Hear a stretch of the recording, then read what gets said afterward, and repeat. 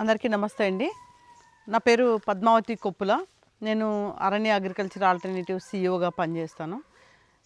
ఇక్కడ మనము అంటే అరణ్య అగ్రికల్చర్ ఆల్టర్నేటివ్స్ ఎన్‌జీఓ సంగారెడ్డి జిల్లాలో, నిర్మల్ జిల్లాలో, ఆదిలాబాద్‌లో, తెలంగాణ రాష్ట్రంలో ఒక 4, 5 జిల్లాల్లో పనిచేస్తుంది.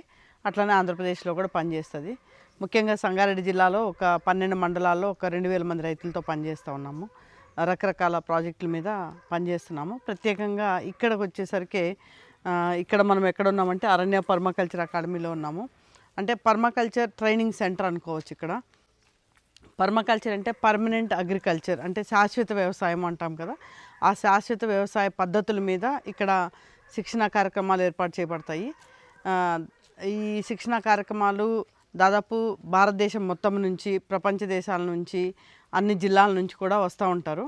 ఇక్కడికి వచ్చి 13 రోజులు ఈ ప్రాంతంలో అంటే ఈ 11.5 ఎకరాల భూమిలో ఇక్కడే ఉండి మొత్తం పూర్తిగా నేర్చుకొని, అంటే ఒక లే పర్సన్, అంటే ఏమీ రాని వ్యక్తి, ప్రకృతి గురించి కానీ వ్యవసాయం గురించి కానీ ఏమి తెలియని వ్యక్తి ఈ 13 రోజుల శిక్షణా కార్యక్రమంలో ఒక నేచర్ కాన్షియస్నెస్ అంటాం కదా, అది పూర్తిగా అర్థం చేసుకొని వాళ్ళ జీవితంలో పర్మాకల్చర్ విధానాన్ని ఎలా అమలు చేసుకుంటారు అనేది.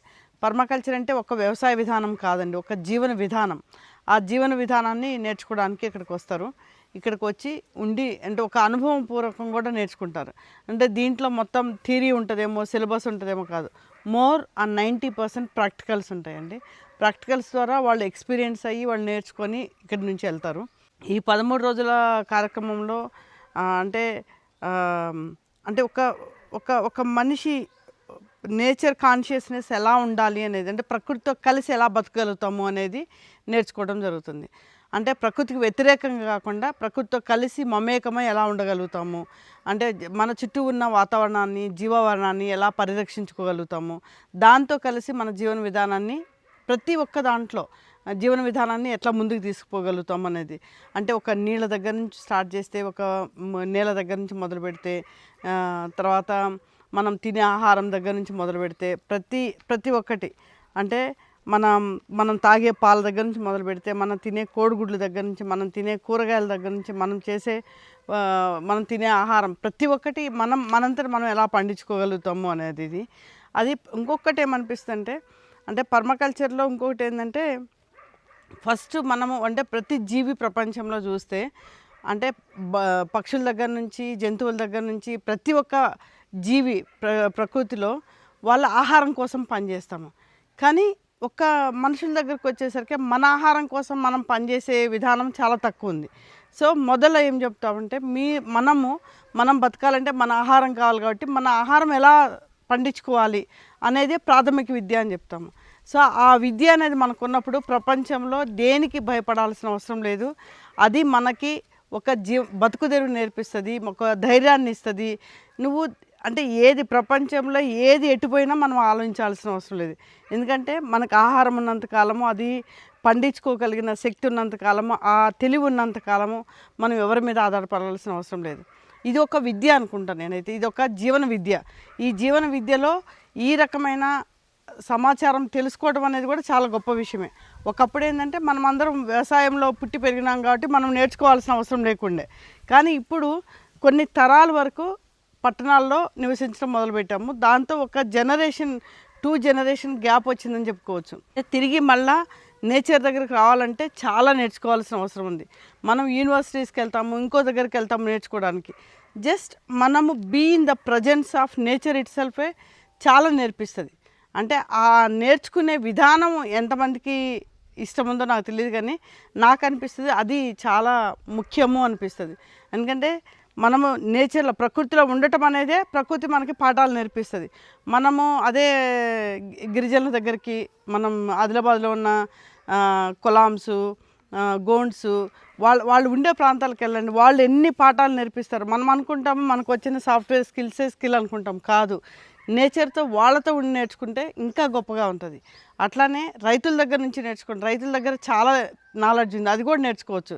ఆడవాళ్ళ దగ్గర నుంచి ప్రతి ఒక్కటి మనకు ఒక తెలివి, ఒక నాలెడ్జ్, అది తిరిగి నేర్చుకోవాల్సిన అవసరం ఉంది. ఒకప్పుడు ఉండేది, అది మధ్యలో చదువు అనే పేరుతో మనం దాన్ని తీసేసాము.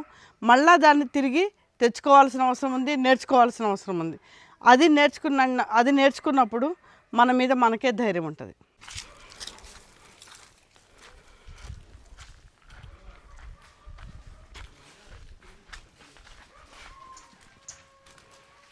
ఇక్కడ చూడండి, మనము విత్తనాల బ్యాంక్కి వెళ్తున్నాము, విత్తనాలు చూడటానికి వెళ్తున్నాము.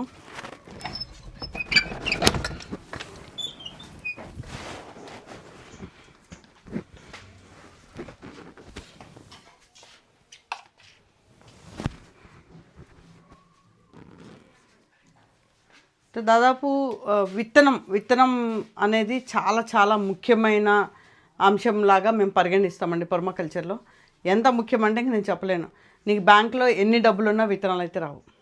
అందుకని నాకేమనిపిస్తుంది అంటే విత్తనము, నాలెడ్జ్, తెలివి, ఈ రెండింటిని ఎంతమందికి పెంచగలిగితే, ఎంతమందికి పంచగలిగితే అంత అంత అంటే ఇంకా పెరుగుతూ ఉంటుంది. కాబట్టి ఈ రెండింటిని ఇప్పుడున్న జనరేషన్లో ఉన్న ప్రతి ఒక్కళ్ళు కాపాడాల్సిన అవసరం ఉంది. అట్ ది సేమ్ టైం దాన్ని ముందుకు తీసుకుపోవాల్సిన అవసరం ఉంది. ప్రతి ఒక్క వ్యక్తి బాధ్యత ఇది చేయటం అనేది. ఇక్కడ చూడండి, ఇవి గాయగడ్డలు అంటే ఎయిర్ పొటాటో అంటాము.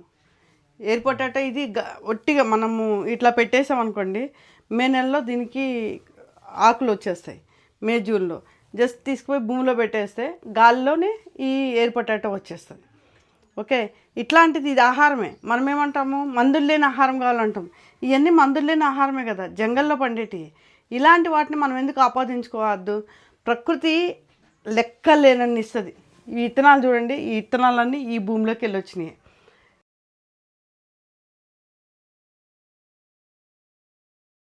అంటే నేనేమంటే మన తినే ఆహారం అనేది, ఆహారంలో వైవిధ్యత అనేది ఎక్కడి నుంచి వస్తుందంటే విత్తనాల నుంచే వస్తుంది. మనం ఎన్ని రకాల విత్తనాలు కాపాడగలుగుతామో అంత పండించగలుగుతాము, అంత తినగలుగుతాము. మనం ఎప్పుడైతే చాలా రకాలు తినగలుగుతామో మన భూమిలో ఉన్న జీవం ఏదైతే ఉందో ఆరోగ్యకరమైన జీవం మన కడుపులో కూడా వస్తుంది. అంటే భూమి ఆరోగ్యానికి మనం తినే ఆహారానికి సంబంధం ఉంది. భూమి ఆరోగ్యంగా ఉంటే మనం తినే ఆహారం సక్రమంగా ఉంటుంది. అట్లానే మనం ఎన్ని రకాల తిండి తింటాము, ఎన్ని రకాల పంటలు పండిస్తే భూమి ఆరోగ్యం ఎట్లా బాగుంటుందో, అట్లనే ఎన్ని రకాల తిండి తింటే అంత ఆరోగ్యం కూడా మనకు ఉంటుంది. అన్ని రకాల మైక్రోబ్స్ మన కడుపులో ఉంటాయి. మనం మైక్రోబ్స్ అన్ని రకాల మైక్రోబ్స్ మన కడుపులో ఉన్నామన్నప్పుడు మనము ప్రశాంతంగా ఉంటాము. మనము ఆలోచన విధానము ప్రశాంతంగా ఉంటుంది. మనం పని మీద ఫోకస్ చేయగలుగుతాము. సో మన భూమిలో ఆహారం అనేది మంచిది లేనప్పుడు, మనం తినే ఆహారం మంచిది లేనప్పుడు మన పొట్ట కూడా బాగుండదు, మనం పని విధానం కూడా బాగుండదు. కాబట్టి భూమి ఆరోగ్యానికి, మన ఆరోగ్యానికి, మన ఆలోచించే విధానానికి చాలా దగ్గర సంబంధం ఉంది. కాబట్టి వీటిని ఎట్లా కాపాడగలుగుతాము? ఎంత మంచి ఆహారం తింటే అంత మంచి ఆరోగ్యం ఉంటుంది. అంత మంచి ఆరోగ్యం ఉన్నప్పుడు మనం అంత బాగా పనిచేయగలుగుతాం అనేది నా అభిప్రాయం. మనము ఏదో కాదు, మన ఆహారం సోర్స్ చాలా చాలా క్లీన్గా ఉన్నప్పుడు, ఆ సోర్స్ క్లీన్ ఉన్నప్పుడు మనం తినే ఆహారం కూడా క్లీన్గా ఉంటుంది. అది క్లీన్గా లేనప్పుడు, దానిలో వైవిధ్యత లేనప్పుడు, దానిలో జీవం లేనప్పుడు మనం తినే ఆహారంలో కూడా జీవం ఉండదు. కాబట్టి దీనికి విత్తనానికి చాలా దగ్గర సంబంధం ఉంది. కాబట్టి వీటిని ఎట్లా ముందుకు తీసుకుపోగలుగుతాము? ప్రతి ఒక్కళ్ళ బాధ్యత. అంటే భూమి మీద బతికే ప్రతి ఒక్క మానవులకి ఇది మన బాధ్యత. మనం విత్తనాన్ని మనం కాపాడాలి. మనం విత్తనం మీద పెత్తనం వేరే వాళ్ళకి ఇవ్వద్దు. ఈ విత్తనం మన చేతిలో ఉన్నంతకాలం మనము కోటీశ్వరులమే.